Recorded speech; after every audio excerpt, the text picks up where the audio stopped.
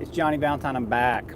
I just tried to do a live stream, and I think I was live streaming where I didn't have a good cell phone. So this is a rehash of that. So for you same 3 people that are watching now that just watched me, if this video is not working out for you or the sound's not sounding good, please say something.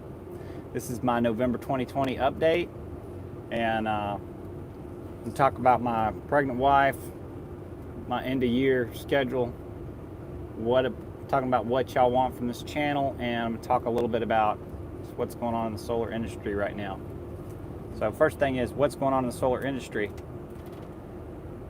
The cheapest I ever saw panels get was, it was before Trump was president, and then right before Trump got president, everybody started freaking out and saying that he was gonna put sanctions on China or tariffs on China, and that panels were going to get really expensive, and so everybody bought up as many panels as they could, and panels got expensive again, and they've just now but he did not hurt the solar industry with the tariffs he put on China, in my opinion.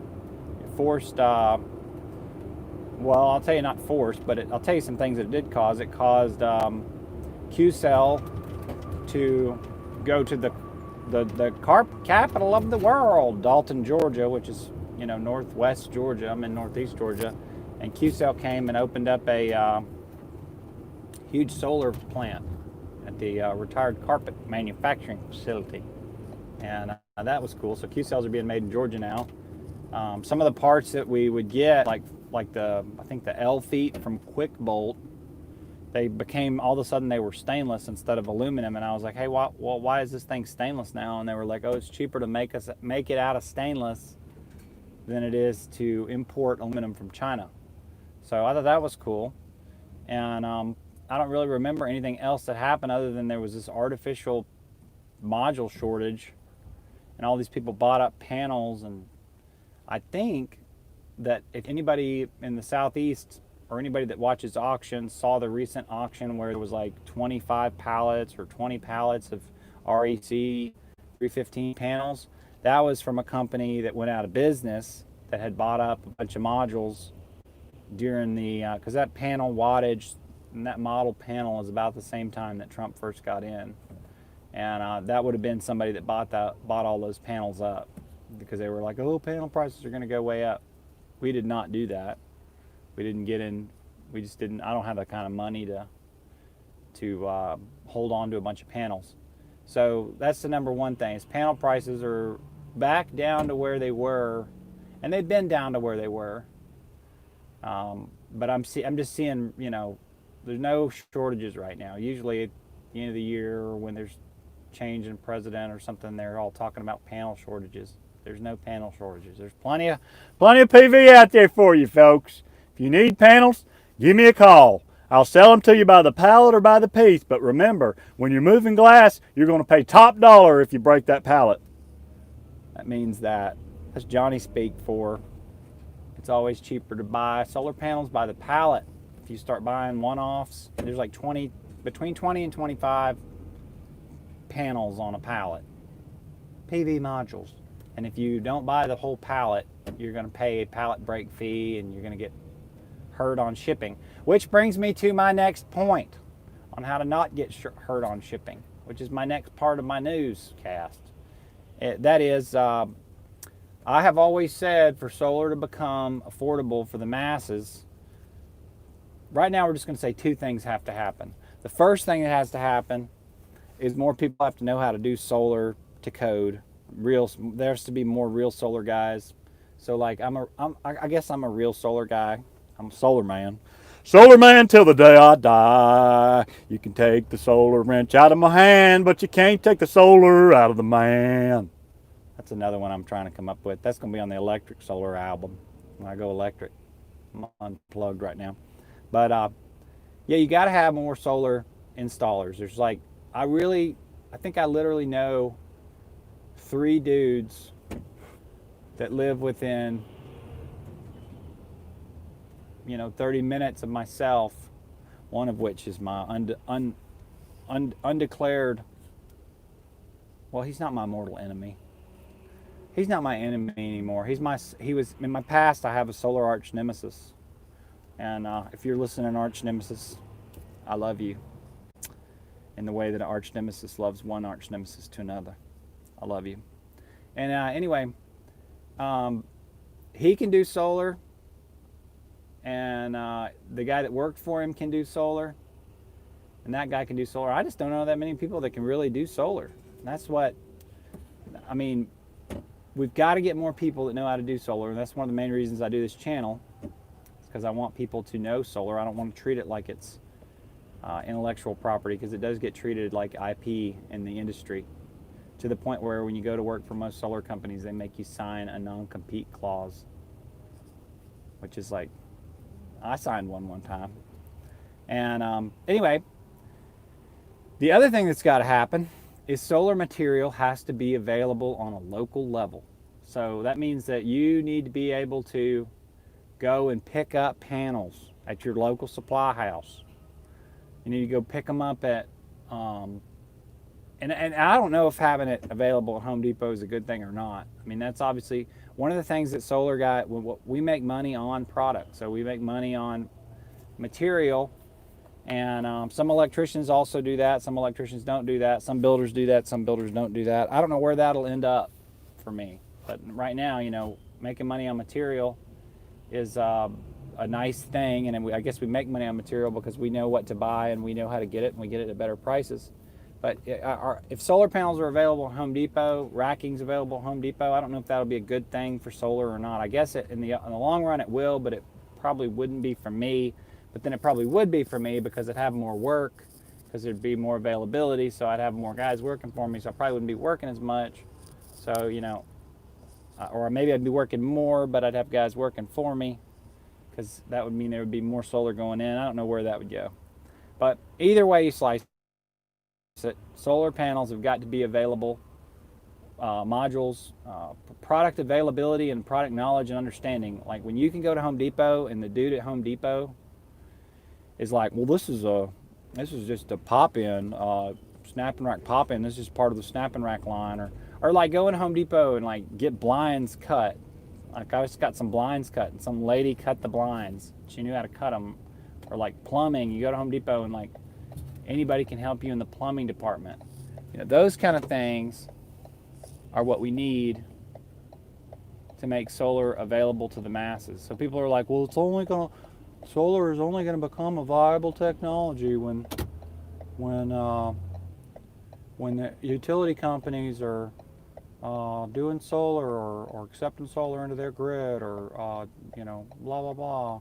Like, I know what the costs of doing solar are, and you know, about half the project is labor and the other half is material. Well, okay, it was like 40%, 50% material, 40% labor, and the other 10% is your soft costs and, you know, like just permitting and interconnection and overhead. And okay, and the labor line, that's your profit, your overhead, all that stuff. So the other 10% is your soft costs.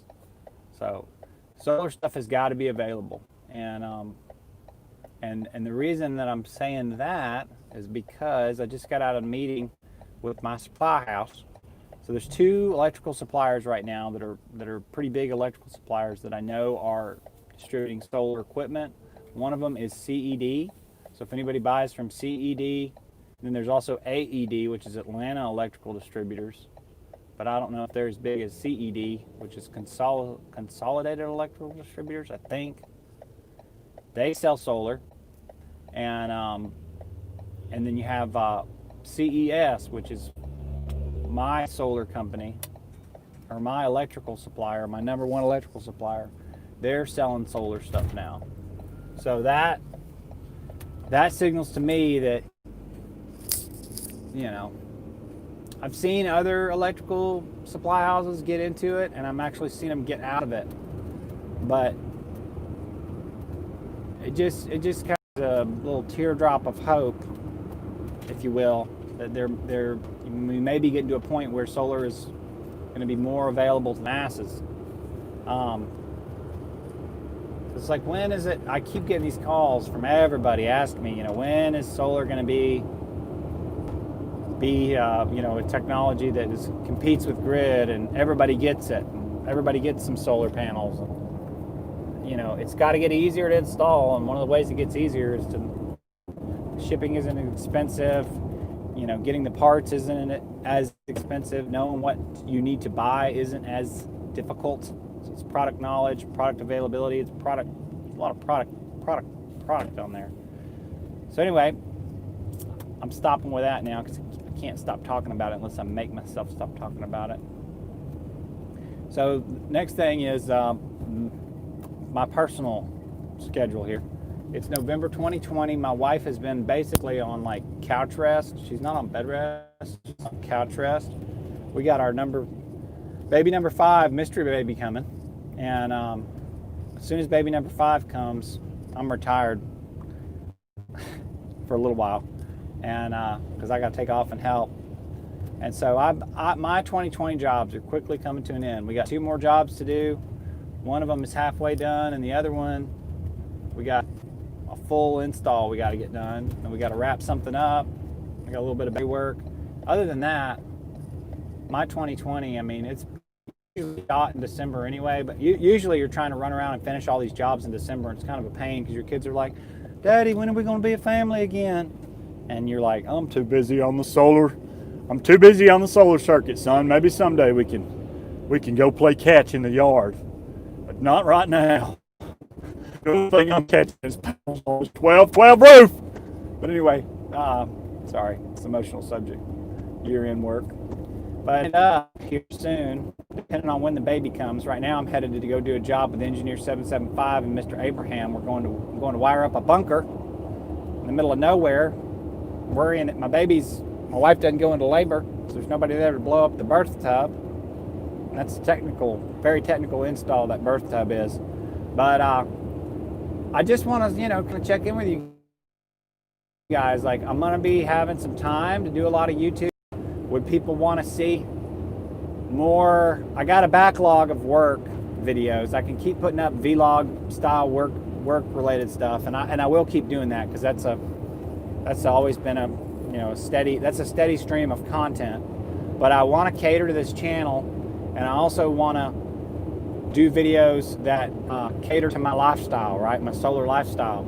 This channel has recently started actually like paying for itself, which is really cool. If you guys have watched the video Secret Electrician String Trick or Electrician Secret String Move, that video has basically gone like electrically viral. It's hot. The video's hot, and all electricians hate it. It's a video about how to suck a string through a PVC conduit and then pull wire through it. So if you're an electrician and you hate that video, thank you. If you're a DIYer and you watch that video, thank you. But that video is like making my tractor payment, and it's totally awesome. So I want to know how to do more videos, also to cater to the 400 to 600 people that are watching my videos every time I put one up. You're the core following. You're my core constituents, and when I stop doing solar and I run for president, you guys are going to be in my circle of influence. So I just want you to know that. You're going to be my circle of influencers. And not really. But anyway, you guys, I want to do channels that cater to the viewers, but I also want to do more channels like Secret Electrician String Move, more videos, not channels. And so do you guys want to see, I know you guys want to see DIY videos. Those take a ton of energy, a ton of time. I want to do a series on how to do a generator, how to hook a portable generator to your house. I think that would be a really cool series, and I could actually do that. And I would like to do something like that. I've looked at the Will Prowse angle.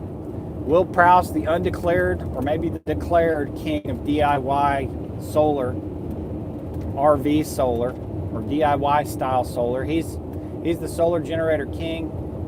And I tip my hat to you, sir. He's got a great thing going on there. And we're very different. Our work is different. I don't think we're in the same line of work. And but he's got a great channel, and he's making money off his channel, and that's awesome. Other people have said, I need to start getting my wife and my family and my DIY stuff in, like get my not DIY, but like do like a homesteading channel. and start to turn this thing more into a homesteading channel. I did just buy a farm. I do have a lot of content on fixing up that farmhouse, and I'm going to have more like homesteading stuff because we are doing a lot of like homesteading prepper related stuff. But I mean, I'm not that good of a prepper. I'm not that good of a homesteader, but I'm a damn good solar man. And sorry, I might have cussed on the channel for the first time right there. But anyway, I'm trying to figure out, you know, what I'm always looking for ideas on what kind of content. Change the name of the channel. I have this guy that helps me do videos every now and then. He thinks I should do like wild, wonderful, off-grid Valentines. Well, my wife, man, she doesn't want like me to like put videos of her up in her yoga pants. She's pregnant right now anyway. I don't know if I can do that. But I do want to figure out how to make the channel,